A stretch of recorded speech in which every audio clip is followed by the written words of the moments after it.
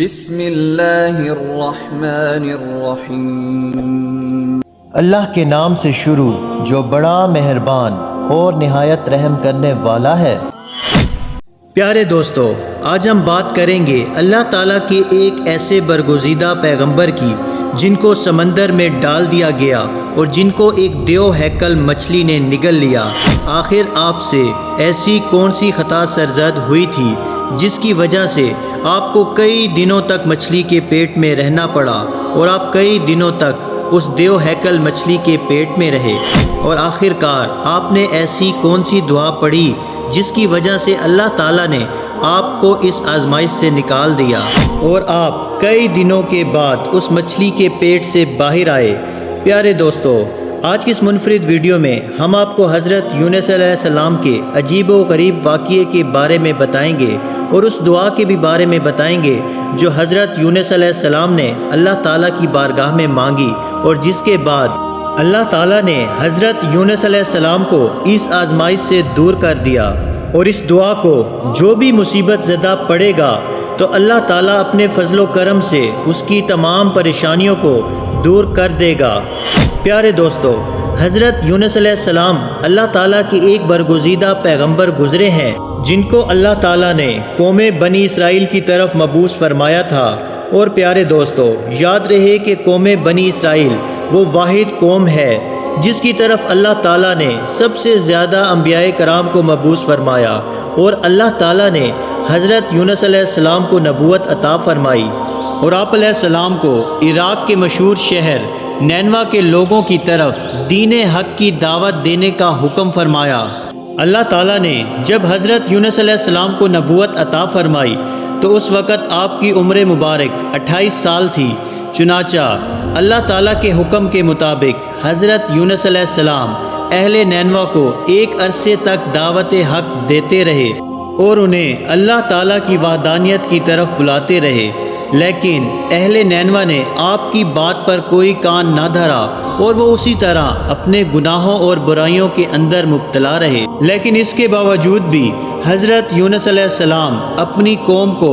اللہ تعالیٰ کی وحدانیت کی طرف بلاتے رہے اور گناہوں سے منع کرتے رہے۔ حضرت یونس علیہ السلام نے کئی سالوں تک اپنی قوم کو دعوت حق کی تبلیغ کی، لیکن وہ قوم اپنے گناہوں سے باز نہ آئی اور اسی طرح اللہ تعالیٰ کی نافرمانیوں اور گناہوں کے اندر مبتلا رہے۔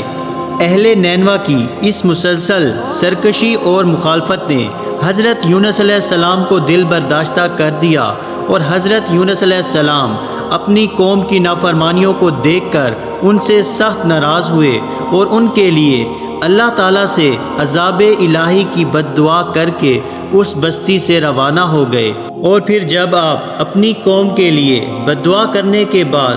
اس بستی سے باہر نکلے تو چلتے چلتے دریائے فرات کے کنارے پر پہنچ گئے، اور وہاں آپ کو مسافروں سے بھری ہوئی ایک کشتی نظر آئی جو جانے کے لیے تیار تھی۔ چنانچہ آپ علیہ السلام بھی اس کشتی میں سوار ہو گئے۔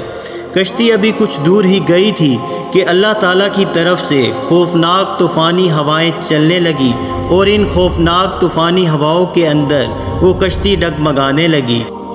چنانچہ ان طوفانی ہواؤں کے اندر کشتی کے ڈوبنے کا خطرہ مزید بڑھ گیا، تو اس وقت تمام ملاحوں نے اپنے عقیدے کے مطابق کہا کہ معلوم ہوتا ہے کہ اپنے آقا کا بھاگا ہوا کوئی غلام اس کشتی میں سوار ہو گیا ہے۔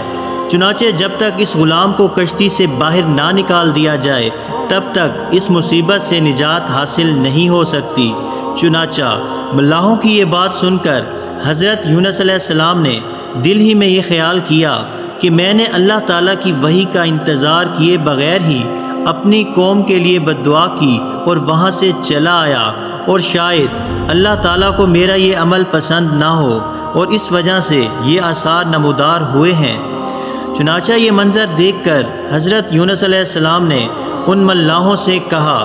کہ میں ہی وہ بھاگا ہوا غلام ہوں جو اپنے آقا سے بھاگ کر یہاں اس کشتی پر سوار ہوا ہے۔ مجھے کشتی سے نیچے پھینک دو تاکہ یہ طوفان رک جائے۔ مگر کشتی میں سوار تمام مسافر اور ملاح آپ کے بارے میں خوب جانتے تھے اور آپ کو ایک نیک انسان سمجھتے تھے، اور وہ تمام لوگ آپ کی شرافت سے خوب واقف تھے۔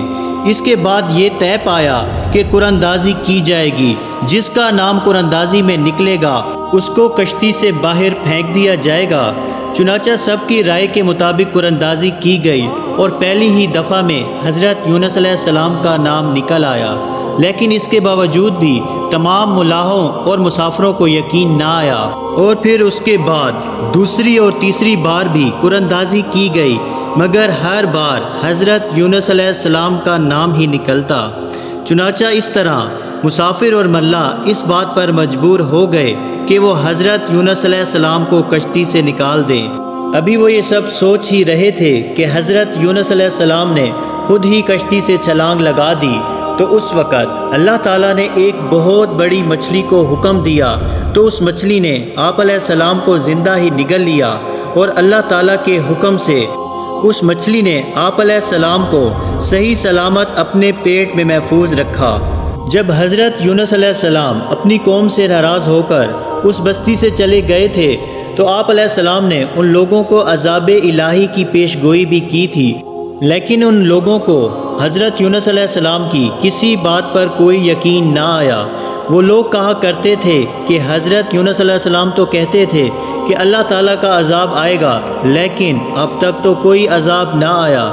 نہ جانے وہ عذاب کب آئے گا۔ مگر کچھ ہی دنوں کے بعد اللہ تعالیٰ کے عذاب کے اثرات نمودار ہونے شروع ہو گئے۔ چنانچہ اس طرح عذاب الہی کو دیکھ کر وہ لوگ پریشان ہوئے اور ایک دوسرے سے کہنے لگے کہ حضرت یونس علیہ السلام کی بات غلط نہ تھی اور آپ واقعی اللہ تعالیٰ کے سچے پیغمبر ہیں۔ چنانچہ ان لوگوں نے اللہ تعالیٰ کے عذاب کے اثرات کو دیکھ کر اللہ تعالیٰ کی بارگاہ میں خوب توبہ کی، تو اور اللہ تعالیٰ کی وحدانیت پر ایمان لے آئے اور اللہ تعالیٰ سے اس عذاب کے ٹل جانے کی دعا کرنے لگے۔ تو اس وقت اللہ تعالیٰ نے ان لوگوں کی توبہ کو قبول فرما لیا اور ان کو اس عذاب سے محفوظ رکھا۔ پیارے دوستو، ادھر حضرت یونس علیہ السلام مچھلی کے پیٹ میں زندہ تھے اور اللہ تعالیٰ کی وحی کا انتظار کیے بغیر ہی اپنی قوم کو چھوڑ آنے پر نادم تھے۔ تو اس وقت حضرت یونس علیہ السلام نے اللہ تعالیٰ کی بارگاہ میں اپنی خطا کی معافی کے لیے یہ دعا پڑھی: لا الہ الا انت سبحانک انی کنت من الظالمین۔ ترجمہ: اے رب العالمین، تیرے سوا کوئی معبود نہیں، تو ہی یکتا ہے اور میں تیری پاکی بیان کرتا ہوں، بے شک میں خود ہی ظالم ہوں۔ چنانچہ جب اللہ تعالیٰ نے حضرت یونس علیہ السلام کی یہ درد بھری دعا سنی، تو اس دعا کو اپنی بارگاہ میں قبول فرمایا اور حضرت یونس علیہ السلام کو اس آزمائش سے نجات دی۔ اس وقت اللہ تعالیٰ نے مچھلی کو حکم دیا کہ وہ حضرت یونس علیہ السلام کو صحیح سلامت دریا کے کنارے پر ڈال دے۔ تو اس وقت اس مچھلی نے اللہ تعالیٰ کے حکم کی تعمیل کرتے ہوئے حضرت یونس علیہ السلام کو ساحل کے کنارے پر ڈال دیا، اور اس طرح حضرت یونس علیہ السلام 40 دن تک مچھلی کے پیٹ میں رہے، اور 40 دن کے بعد اللہ تعالیٰ نے آپ کی یہ دعا قبول فرمائی اور اس آزمائش سے آپ کو نجات بخشی۔ جب آپ مچھلی کے پیٹ سے باہر آئے تو آپ کی حالت بہت کمزور تھی اور آپ زمین پر گر گئے۔ تو اس وقت اللہ تعالیٰ نے آپ کے قریب ہی ایک بیل اگائی اور آپ اس کے سائے میں آرام کرنے لگے، جس سے آپ کی طبیعت کچھ بہتر ہوئی۔ تو آپ علیہ السلام نے اس درخت کے سائے میں ایک جھونپڑی بنائی اور اس جھونپڑی میں رہنے لگے۔ چنانچہ کچھ عرصے کے بعد وہ بیل سوکھنے لگی، اور یہ ماجرا دیکھ کر حضرت یونس علیہ السلام بہت پریشان ہوئے اور دکھی ہوئے،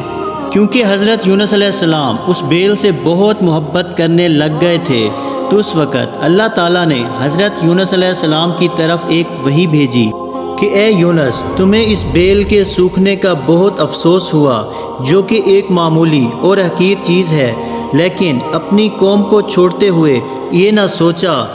کہ نینوا میں بسنے والے 1,00,000 انسانوں اور اس کے علاوہ لاتعداد حیوانوں اور جانداروں کو ہلاک کرنے میں ہمیں ناگواری نہ ہوتی۔ کیا ہم ان کے لیے اس سے بھی زیادہ مہربان نہ ہوتے جتنا تم اس بیل کے لیے ہوئے ہو؟ اور آپ وحی کا انتظار کیے بغیر ہی اپنی قوم کو چھوڑ کر چلے آئے۔ ایک نبی کی یہ شان نہیں کہ وہ اپنی قوم کو بد دعا کر کے